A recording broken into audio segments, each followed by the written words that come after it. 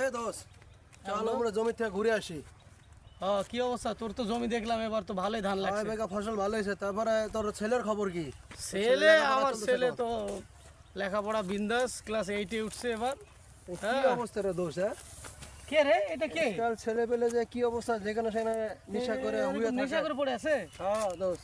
এ কার চল, ছেলে? চল, এই এটা গ্রামটা দেখার তো দরকার নষ্ট করে ফেলাইছে। আর এই গ্রাম তো নষ্ট হয়ে গেছে বন্ধু। বাবা মনে হয় এরকম, এই জন্য এই অবস্থা। চল, তারপরে তোর ছেলের খবর কি? তোর ছেলে তো স্কুলে গেছে, ফোন দিয়ে খবর লো এই রাস্তাতে যেন না আসে। হ্যাঁ স্কুলে গেছে তো বন্ধু। হ্যাঁ দাঁড়া দাঁড়া, আগে ফোন দিয়ে, আগে এই রাস্তাতে যেন না আসে। আচ্ছা ফোন দিতেছি। এগুলার বাপ মায়ের সমস্যা আছে বুঝছিস? যে টাকা চাইলে টাকা দেয়, একদম ঠিক কথা কইছিস দোষ। আর এই টাকা দিয়ে নেশা করে।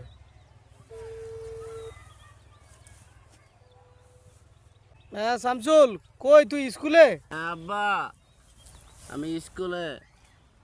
আচ্ছা আচ্ছা তোরে ফোন দিলাম, ওই যে যে রাস্তা দিয়ে তুই যাইস না স্কুলে যাস, ওই রাস্তায় এক মাতাল পড়ে আছে।